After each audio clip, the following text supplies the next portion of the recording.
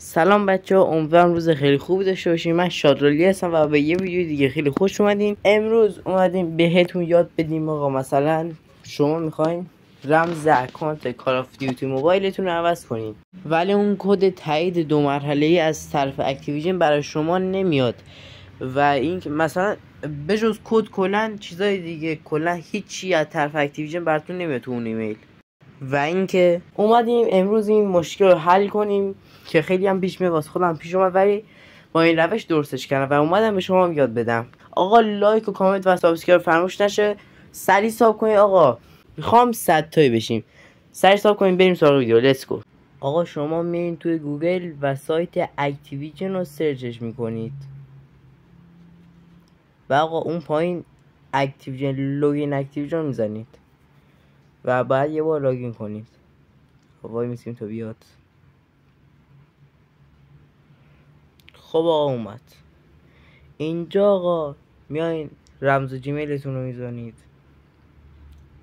بسید من بزنم.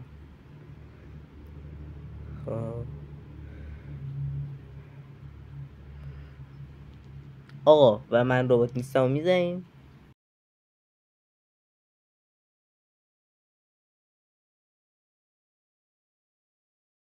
آقا میایم اینجا اون 3 خط بالا سمت راست رو میزنید و گزینه ساپورت اون پایین اونجا که تکش رو میزنید.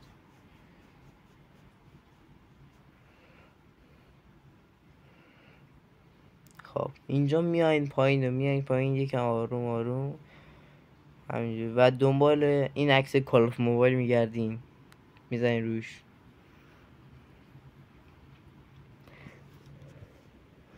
آقا میاین اینجا و اون دکمه که براتون فلش گذاشتم.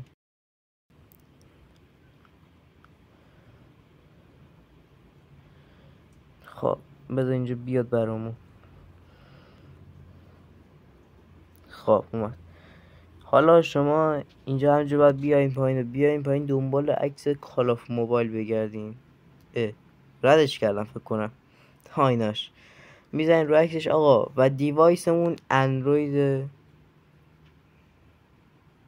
خب شما این گزینه رو میزنید و میاین اینجا و این گزینه رو میزنید. آقا و میاد اونجا این بخش رو که براتون درش خط کشیدم میزنید و آقا اینجا بعد شما یه متن براتون آماده کردم که الان براتون میذارم. خب آقا شما اینجا میایید و این متنی که براتون آماده کردم میزنید و اون دکمه پایینش رو میزنید.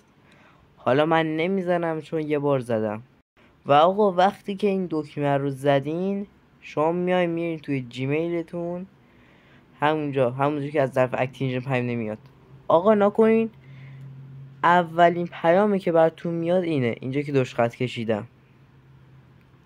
اولین پیام این میاد و دومین پیام بعد مثلا اینکه مثلا بعد 2 ساعت 1 ساعت کمتر فکر کنم وای میسی و اون پیامی که اکت پروفایل اکتیویژن است اون میاد. اون بیاد یعنی دیگه کار شما راه افتاده، راحت میتونین برین کارتون رو انجام بدین و به این سادگی. امیدوارم از این ویدیو که خوشتون اومده باشه. لایک، کامنت و سابسکرایب فراموش نشو. تا یه ویدیو دیگه دوستان، بدرود.